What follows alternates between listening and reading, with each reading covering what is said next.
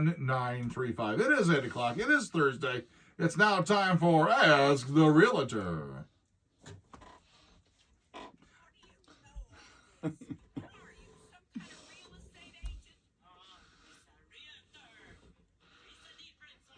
Eddie, good morning to you. Good morning, guys. How are you? Hold on. There you go. Hey, good morning to you.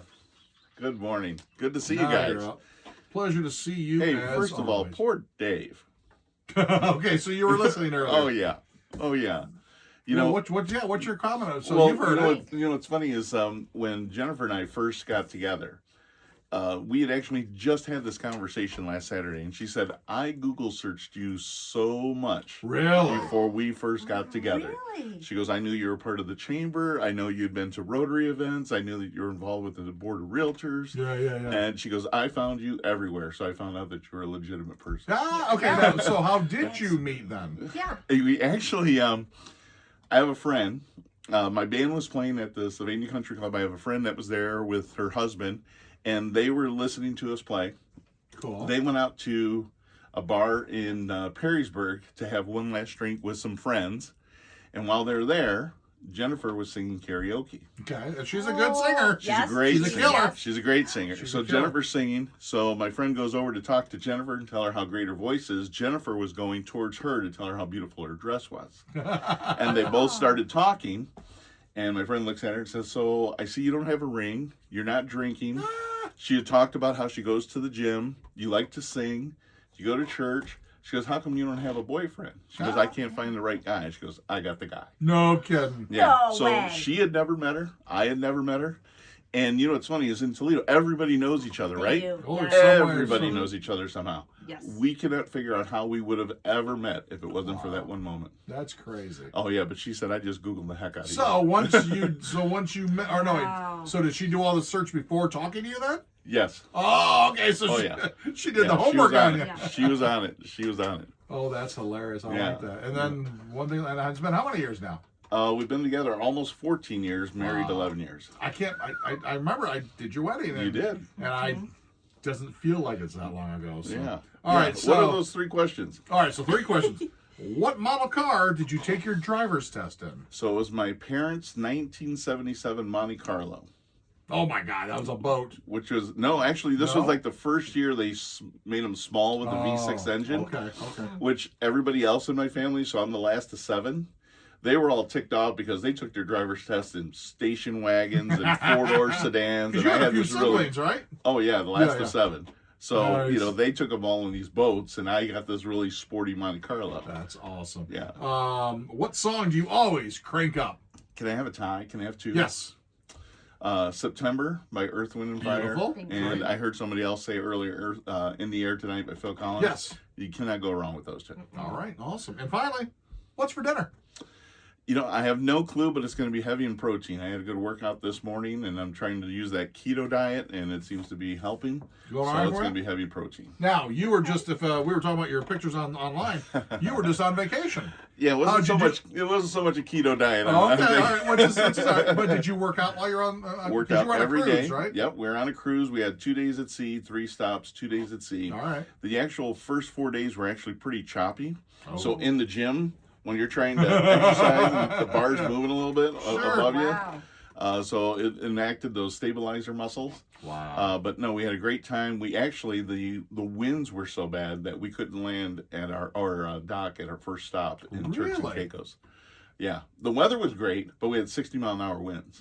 Oh, my That's gosh. we had it here too. But you, Wow. oh my God, I have it out at sea. Yeah, yeah. So the whole time you were just kind of wobbling around everywhere you went.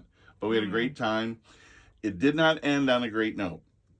We were in Orlando, the Orlando area, because we flew out of Toledo, landed Yep. at Sanford, Orlando. Oh, nice. Good for you.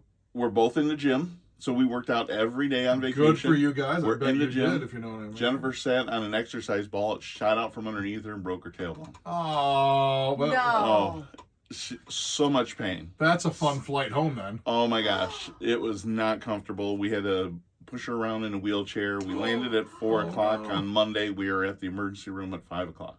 Wow, that Yeah. stinks. I mean, it's the good part is it didn't happen on day 1. Correct. Yeah. It happened on day 8. So we're very happy about that. But she's hobbling around pretty good right now with a walker and a cane. Unbelievable! Just for wow. Yeah, and that's a long recovery period. It's, it could be Yeah. 4 to 6 months is what we're told. And you ain't a kid anymore. So. No. Well, anyway, it was good to say. I guess I could talk vacations and all that, and then screwing around with you. But let's get to actually what's going on. Yes. What you do. You are the Yes. the number one guy in the Maumee and Toledo area. You've been doing this for how many years? Almost 21. All right, May will be 21 years. We talked buyers last month. Let's talk sellers. Yes. So give me some tips. Give me some ideas. I'm selling my house. Yeah. Here's the deal. You're going to educate me. Give me a couple things. Yeah, so last month we focused on buyers and we talked about what can happen when you have multiple offers and how to manage those things and how to present the best offer. So if you're the seller, you've got lots of options to you. Once you get into a multiple offer position as a seller, it can be overwhelming. I compare it to like going to the Cheesecake Factory and you got 27 pages of a menu. You don't know what to choose. Yeah. You really have to focus in on what's most important to you because sometimes it's not always price. Let's say you're somebody that's got to sell their home first to pull the equity out and then buy a home. Okay. Yep. Well, if you don't have that money in hand for that down payment, well, guess what? We need to have possession after closing, and sometimes a significant amount of possession after closing. In Northwest Ohio, it wouldn't be unusual that you'd have 30 days. You may need 60 or 90 days. I've had clients who have gotten 120 days possession after closing. Really? Yeah, so think about that. At closing, you as the buyer own that home, and the sellers are living in your home, and you're making your mortgage payment and insurance. Oh and my God! taxes. Yeah. So, Wow. that's a big commitment for both sides, right? It could be risky for both sides. So there's addendums that go along with that to make sure that there's rules that everybody plays by. But price may not be so important to you as a seller. That possession time may be the most important thing. So you really have to weigh what stands out to you and what's going to make the biggest difference. The other thing is you have to consider what kind of financing you're getting. I'd like to dispel one rumor. People say, "Oh, don't accept an offer if it's an FHA loan or a VA loan. They're terrible." They're not terrible. They're excellent products. You can buy a home for 3.5% down. It's an excellent way to buy a home. The problem is not the loan. The problem can be the seller's home. Does it have hand railings going up and down stairs? Does it have a railing going around the front porch if it's over 30 inches? Does it have a lot of chipped and flaking paint, which indicates that the home isn't being maintained? So it's not the loan, it's the house. So when you're going to sell your home, you should be putting some effort into getting your home ready to sell.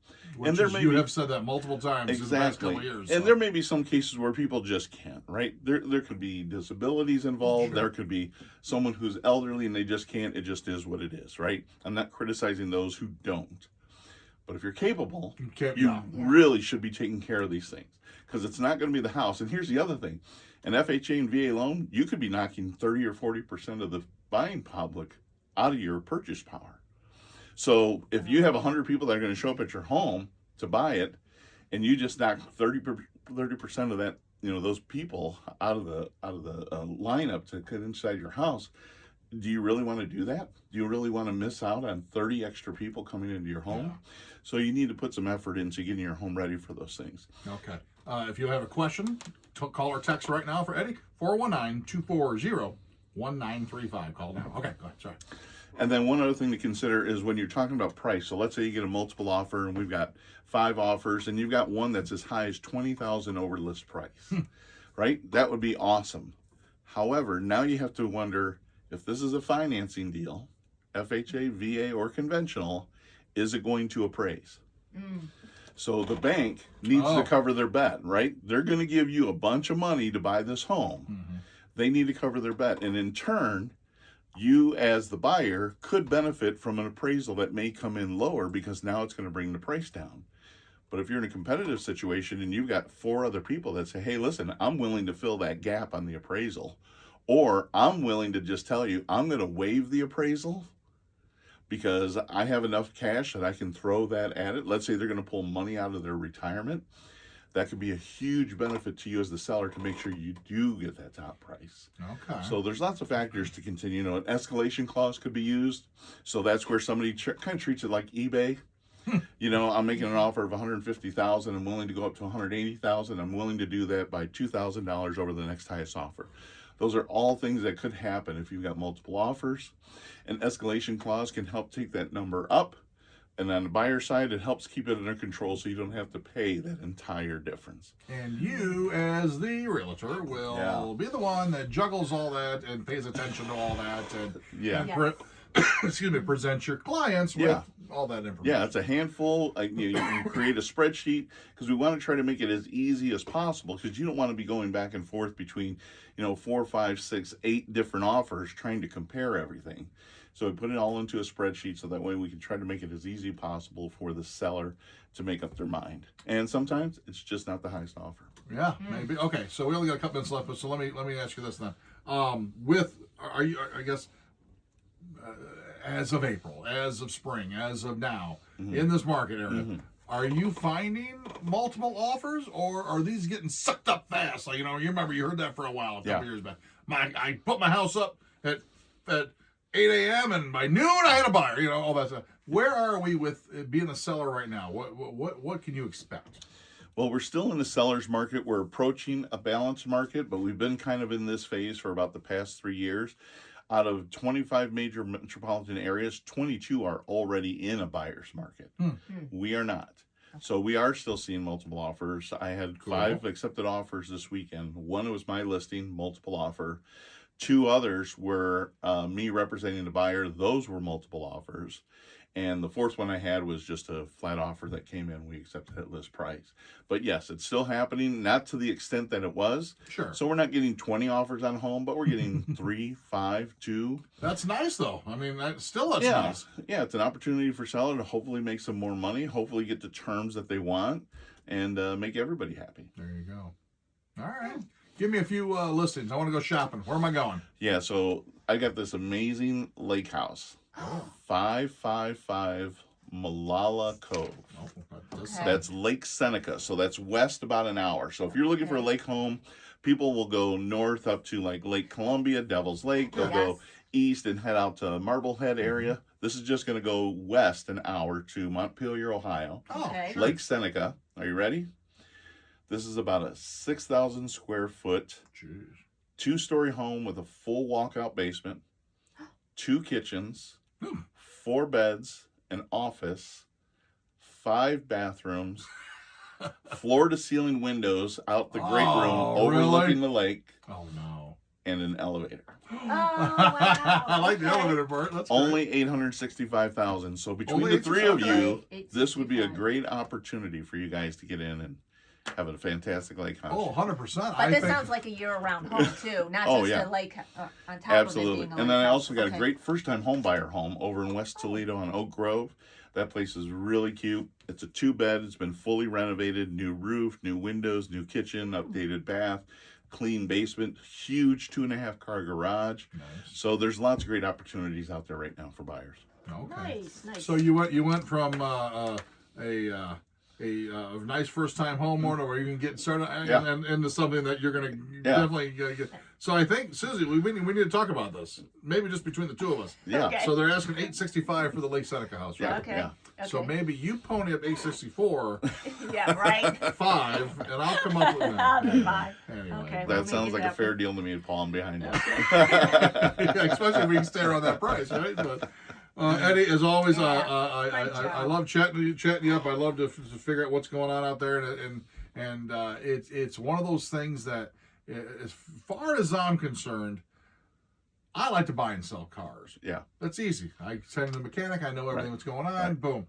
But when it comes to this, it's complicated. If you don't have somebody like you and somebody that's got the experience, because there's plenty of real estate people, but if you don't have, you already know what to look for. And what's amazing is 21 years, there are still things that surprise me. Sure. Last year there's a couple of things that popped up. It's like, man, in 21 years I've never seen this. It's just amazing. Yeah. So we're always still learning at the same time. How are they going to get a hold of you? They can get a hold of me at 419-367-2667. Email me at eddie@eddieshometeam.com or go to my website, eddieshometeam.com with RE/MAX Preferred Associates. And if you're not there, someone will help. You have someone. We'll get them taken care of right away. If I don't answer the phone immediately, I'll get back to them as soon as I'm done with my appointment. Because you're too busy on radio interviews. And, you're out running around. Never too busy. I'm always available for your referrals, Paul. Oh, that's my referrals. Sir, it's been a pleasure to see you as always. Awesome to see you guys. All right, we'll talk to you again here Appreciate next you. month. And if anything else pops up, look us up. All right.